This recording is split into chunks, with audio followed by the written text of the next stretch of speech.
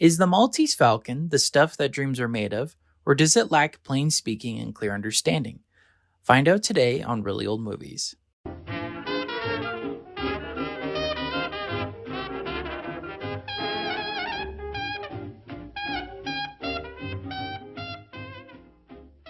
Welcome to Really Old Movies. I'm your host, Harrison Scullin, and today I'll be discussing The Maltese Falcon from 1941. Some essential movie details. This was John Huston's directorial debut. He planned every single shot in the movie and kept almost every single line of dialogue due to his efficiency. He did so they could stay on schedule and stay within their very small budget. So now let's get into the plot. I gave it a 3.5 out of 5. Thought it was pretty good, though I think it was boring in most parts. I think Mary Astor's character constantly lying got really, really old, and I thought it slowed down the progression of the story.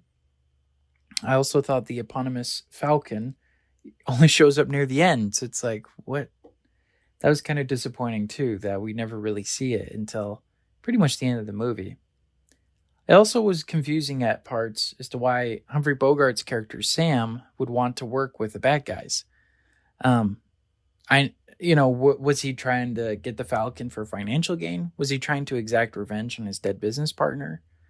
We don't really know until the very end, which it turns out kind of the latter. He was trying to get revenge and trying to solve the case of the murder. But I don't know, it just felt like out of nowhere he just decided to start working with them, and I didn't like that very much. We didn't really see him saying, okay, we're going to pretend to do this and all that. Now, I know a lot of the times, show, don't tell. But it was a little jarring, and I was a little bit confused with that. And it also felt forced, because we don't really see him deciding and planning on that, like I mentioned. So that's why I gave it a 3.5 out of 5. All right. In regards to the acting, I give it a 4 out of 5. Really liked Humphrey Bogart's character. But I think he's better in a little bit more serious of a role. This one was pretty serious, but there were times it was a little over the top and a little too sarcastic. And I think he's a lot better as a more dark and brooding character like in Casablanca. Or if he's in a comedic film, be more comedic. But this kind of felt a mix of the two, which sometimes you want, but I felt was a little jarring compared to the rest of the film. I thought Mary Astor was good, but like I mentioned earlier, her lying got old real fast, and I had a hard time liking her because of it. Peter Lorre, though, I thought he was fantastic. He's probably the highlight of the movie. I think he's even better in this than he was in Casablanca. This, he seems to have more screen time and all that, so I really liked him in this. All right, in regards to the directing, I thought it was really good. Give it a 4 out of 5. I thought John Huston did really good. I mean, this is his directorial debut. He did a fantastic job for a first go. I really liked the cast he helped decide on, and I really liked the locations he used, even if it was mainly on a set. Pretty good. So yeah, I was impressed with that 4 to 5.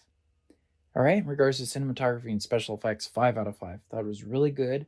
Definitely a film noir with the camera angles and the lighting and it was really good. I really liked it. All right, in regards to cinematography and special effects, I give it a 5 out of 5. I thought it was really good. This is definitely a film noir, and you can see a lot of the tropes that films after this really utilized a lot. Because this isn't technically the first one, but this definitely made the genre more popular, and you saw it a lot more after this. So yeah, I love the camera angles, the lighting, characters. It was definitely a film noir. Right, in regards to the music, gave it a 3 out of 5. Nothing really special. It's not utilized a whole lot, mainly just in the beginning and the end. Not a whole lot of music. So yeah, it was just okay. All right, so tallying that all up, that brings my Letterboxd score to a 3.9 out of 5, which I'm rounding to a 4 out of 5. So would I recommend this movie? Yes, I would. But I think Casablanca is a better film with almost all of the actors. I think with the exception of Peter Lorre. I think he was really good. The story can be slow and doesn't really pick up towards the end, so keep that in mind. And even then, it's not for a very long amount of time. It's pretty slow and pretty quick ending.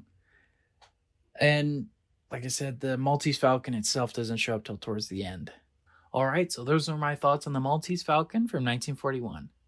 Thank you so much for listening to today's episode. Make sure to subscribe to our Instagram and Facebook at Really Old Movies, where I discuss details about the week's particular film.